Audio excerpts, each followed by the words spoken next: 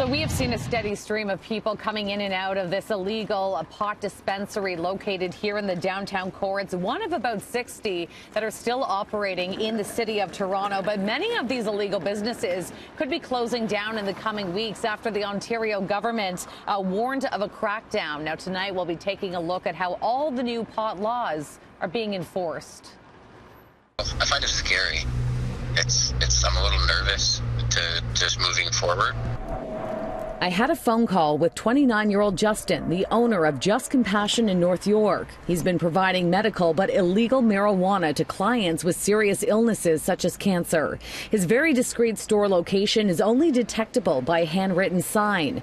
Justin tells me he is taking the government's warning seriously. A $250,000 fine and a lifetime ban on taking part in the private market is enough to stop selling for now. Instead, he will enter the so-called gray market. Well, I'll be converting my location into basically a vapor lounge for my members, so they have a safe place to consume their medicine for the time being, with just all eyes on whatever's next. I want to hashtag this no patient left behind. Kendra Stanyan is a criminal defense lawyer, and illegal dispensaries has been her beat for the last 3 years. She tells me many of these business owners can't afford to close. There's some indication that they will not give licenses until there's also leases already in place. So it is a gamble, and it will likely push out dispensary owners that don't have the kind of money to perhaps enter into a lease long before they even know whether they'll be given a sales license.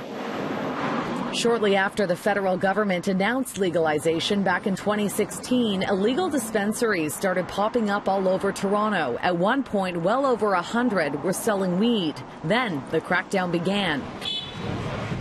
Big plastic bags full of pot were carried out during a series of raids by Toronto police. Arrests were made and charges laid. But these owners had such good access to supply, their dispensaries would be open for business the very next day.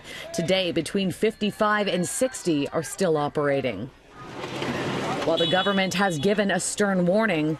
Zero tolerance means just that. Zero tolerance. How the new pot laws will be enforced is still unclear. Is it going to be voluntary, or are you going to put added resources to shut them down? We believe that these are steps that they should take. I think there's an incentive for people who wish to participate in this legal market. To me, if we need more staff in order to enforce the bylaws and make sure the city can be safe and peaceful as a result of change in marijuana laws, that should not be at the expense of City of Toronto taxpayers. And so we've had some assurance, as you know, that we're going to get some of the money from this tax that's being levied, and I'll look forward to receiving the checks. And over the next 2 years, the Ford government will be doling out $40 million to municipalities across the province that participate in cannabis retail. Now, we don't know how it'll all be apportioned, and obviously driving while impaired is a whole new issue that's going to become significant, but certainly we would expect that more funds will be given to local police to ensure the shuttering of dispensaries and other illegal grows. Now, starting October 17th, the only way to buy legal weed will be online from the Ontario Cannabis Store. So dispensaries like this would be considered black market. The application process, though, to open a legal pot shop will begin in December.